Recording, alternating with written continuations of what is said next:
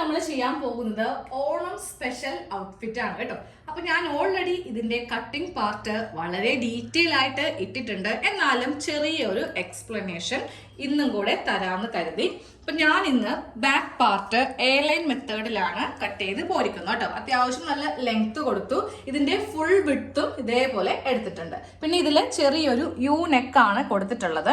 3.5 inch വിഡ്ത്താണ് നെക്കിന് കൊടുത്തിട്ടുള്ളത്. അതുപോലെ തന്നെ 3.5 ഇഞ്ച് ലെങ്ത്തും കൊടുത്തിട്ട് ഇതേപോലത്തെ ഒരു പാർട്ട് ബാക്ക് പാർട്ട് കട്ട് ചെയ്തെടുത്തു. ഇനി നമുക്ക് ഇതിന്റെ ഫ്രണ്ട് പാർട്ട് കാണാം. അപ്പോൾ നിങ്ങൾക്ക് ഇതൊക്കെ ഡീറ്റെയിൽ ആയിട്ട് കാണണം എന്നുണ്ടെങ്കിൽ ഇപ്പൊ ഇവിടെ ഞാനൊരു ലിങ്ക് ഇട്ട് തരാം, അതിലൊന്ന് ക്ലിക്ക് ചെയ്താൽ മതി കേട്ടോ. അത് കഴിഞ്ഞിട്ട് നമ്മൾ ഇതിന്റെ ഫ്രണ്ട് പോർഷൻ കട്ട് ചെയ്തെടുത്തിട്ടുണ്ട്. ഫ്രണ്ട് പോർഷൻ കട്ട് ചെയ്തെടുത്തപ്പോൾ നമ്മൾക്ക് ഇതിന്റെ സ്കേർട്ട് പോർഷൻ, അതായത് ഇവിടെ കുറച്ച് പ്ലീറ്റ്സ് ഇട്ടിട്ടാണ് നമ്മൾ ഇതിങ്ങനെ വെച്ചിട്ട് തയ്ക്കാൻ പോകുന്നത്. അപ്പോൾ ഡീറ്റെയിൽ ആയിട്ട് ഇപ്പൊ തന്നെ ഞാൻ കാണിച്ചു തരാം ഇതൊക്കെ എങ്ങനെയാണ് ചെയ്യേണ്ടതെന്ന്. അപ്പൊ ഇതേപോലത്തെ ചെറിയൊരു യോക്ക് പാർട്ട് കട്ട് ചെയ്തെടുത്തിട്ടുണ്ട്. യോക്കിന്റെ ലെങ്ത് 7 ഇഞ്ചാണ്. അതിനെ കൂടെ 1 ഇഞ്ച് വെച്ചിട്ട് 8 ഇഞ്ചിൽ ഇങ്ങനെ ഒന്ന് കട്ട് ചെയ്തെടുത്തു.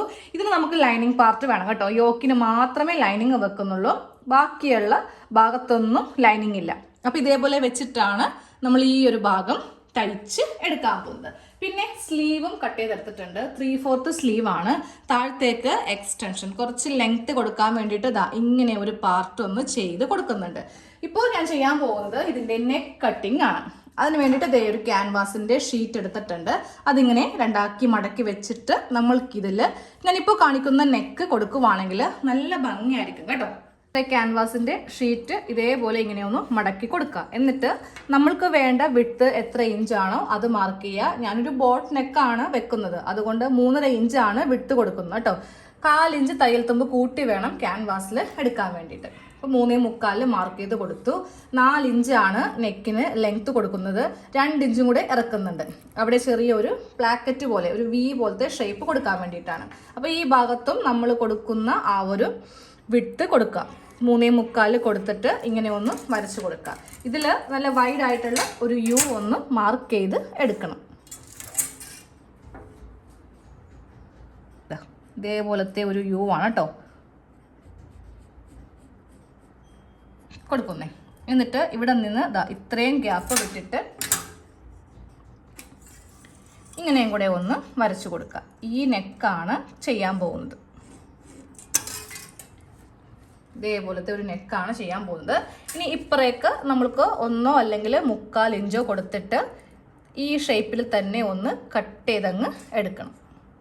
ഇനി നമുക്ക് ഇതിൻ്റെ സ്റ്റിച്ചിങ് സ്റ്റാർട്ട് ചെയ്യാം കേട്ടോ. അപ്പോൾ ആദ്യം തന്നെ ഞാൻ ഈ ഒരു ചെറിയൊരു യോക്ക് ഉണ്ടല്ലോ അതിൻ്റെ ഈ എല്ലാ ഭാഗത്തും ലൈനിങ്ങുമായിട്ടൊന്ന് അറ്റാച്ച് ചെയ്തെടുക്കുന്നുണ്ട്. അത് കഴിഞ്ഞിട്ട് ക്യാൻവാസ് ഇങ്ങനെ ഒന്ന് ഒട്ടിച്ചെടുത്തു കേട്ടോ.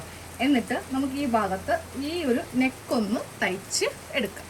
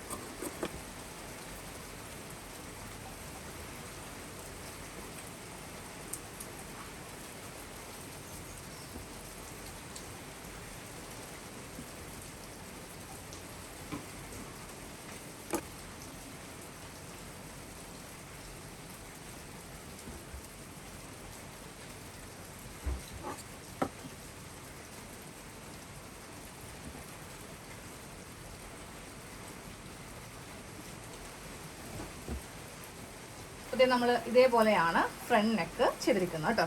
ഇനി ഇവിടെ കുറച്ച് ഗ്യാദേഴ്സ് കൊടുത്തിട്ട് നമുക്ക് ഈ യോക്കുമായിട്ട് അറ്റാച്ച് ചെയ്യാം. അതായത് ഇവിടെ കുറച്ച് ഗ്യാദേഴ്സ് നമ്മൾ ഇതേപോലെയാണ് ഫ്രണ്ട് പാർട്ട് ചെയ്തിരിക്കുന്നത്. ഇപ്പോൾ ഇവിടെ കുറച്ച് സെൻറ്ററിൽ പ്ലീറ്റ്സ് കൊടുത്തിട്ട് നമുക്ക് ഇവ തമ്മിലൊന്ന് അറ്റാച്ച് ചെയ്ത് എടുക്കണം. അപ്പോൾ ഇതുപോലെ ഇവിടെ കുറച്ച് പ്ലീറ്റ്സ് ഇങ്ങനെ കൊടുത്തു. എന്നിട്ട് അതിൻ്റെ മീതേക്ക് ഞാൻ ഇതേ ഒരു ലേസ് ഒന്ന് അറ്റാച്ച് ചെയ്ത് കൊടുത്തിട്ടുണ്ട് കേട്ടോ. ലേസിൻ്റെ നല്ല വശം ഈ കാണുന്നതാണ്. അപ്പോൾ നമുക്കിനി യോക്കും കൂടെ ചെയ്തിട്ട് ഈ ലേസ് ഇങ്ങനെ ഇതിൻ്റെ മീതെ ഇതേപോലെ ഇങ്ങനെ വരും കേട്ടോ. അപ്പോൾ ഇനി ഇവ തമ്മിൽ ഇങ്ങനെ ഒന്ന് കൂട്ടി അങ്ങോട്ട് തയ്ക്കും. അപ്പോൾ നമ്മുടെ ഫ്രണ്ടിൻ്റെ ആ ഒരു ഭാഗം ഫുള്ളായിട്ടുള്ള സ്റ്റിച്ച് ഇതോടെ കഴിയും. അതെ, ഫ്രണ്ട് പാർട്ടിൻ്റെ ഫുൾ സ്റ്റിച്ചിങ് നമ്മൾ ചെയ്തെടുത്തു. നെക്ക് ചെയ്തു. അതേപോലെ ഈ ഒരു ഭാഗത്ത് യോക്കിൻ്റെ താഴെ ഭാഗത്ത് ഇതുപോലെ ലേസ് വെച്ച് കൊടുത്തു. ഞാനിപ്പോൾ ഈ ലേസിൻ്റെ മീതെ കൂടെ ഒരു ടോപ്പ് സ്റ്റിച്ച് കൊടുത്തിട്ടുണ്ട്. അല്ലെങ്കിൽ ലേസ് ചിലപ്പോൾ താഴത്തേക്ക് ഇതേപോലെ ഇങ്ങനെ പോരും. ഇതിപ്പോൾ എങ്ങനെ വന്നാലും ഈ ലേസ് നല്ല ഭംഗിയായിട്ട് ഇതേപോലെ ഇങ്ങനെ ഇരിക്കും കേട്ടോ. അതിന് ഇതിൻ്റെ മീതെ കൂടെ ഒന്ന് പതിച്ച് തയ്ച്ചു കൊടുത്താൽ മതി. ഇനി നമുക്കിതിൽ ബാക്ക് നെക്ക്, പിന്നെ സ്ലീവിൻ്റെ ആ ഭാഗത്തും ഇതേപോലെ ഒരു ലേസിൻ്റെ ആ ഒരു ഡീറ്റെയിൽ കൊടുക്കുന്നുണ്ട് കേട്ടോ.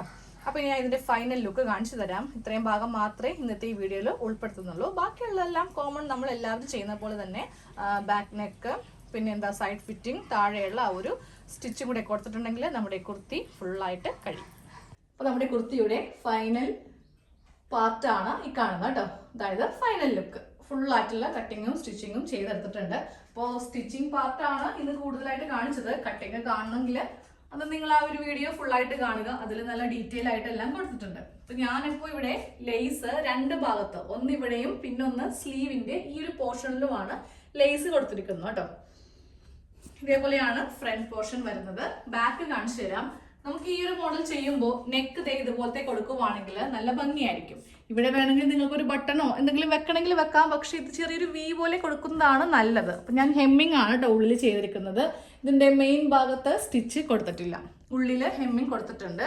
യോക്കിന് മാത്രമേ ലൈനിങ് വെച്ചിട്ടുള്ളൂ. കണ്ടോ, ലൈനിങ് വെച്ചിട്ടുള്ളൂ. ബാക്കിയുള്ള പോർഷനിലേക്ക് ലൈനിങ് ഇല്ല. ഇനി ഇതിൻ്റെ ബാക്ക് ഒന്ന് കാണാം. ബാക്ക് എ ലൈൻ മെത്തേഡിൽ ഇതേപോലെ ഇങ്ങനെ നല്ല ഷേപ്പായിട്ട് ഇരിക്കും. ഫ്രണ്ടിൽ മാത്രമേ ഗ്യാദേഴ്സ് നമുക്ക് വരുന്നുള്ളൂ. ഇതാകുമ്പോൾ വണ്ണം അതുപോലെ വയറൊക്കെ ഉണ്ടെങ്കിൽ നമുക്കറിയത്തില്ല. ഇതേപോലെ ഇങ്ങനെ നല്ല ഫ്രീ ആയിട്ട് ഫ്രിൽസ് ഇങ്ങനെ അങ്ങ് കിടക്കും കേട്ടോ. ഇതേപോലെ ഒന്ന് വരച്ചെടുത്തിട്ടുണ്ട്. ഇനി ഇത് കട്ട് ചെയ്തെടുത്തിട്ട് ഒരു തുണിയിലൊന്ന് ഒട്ടിച്ചെടുക്കാം.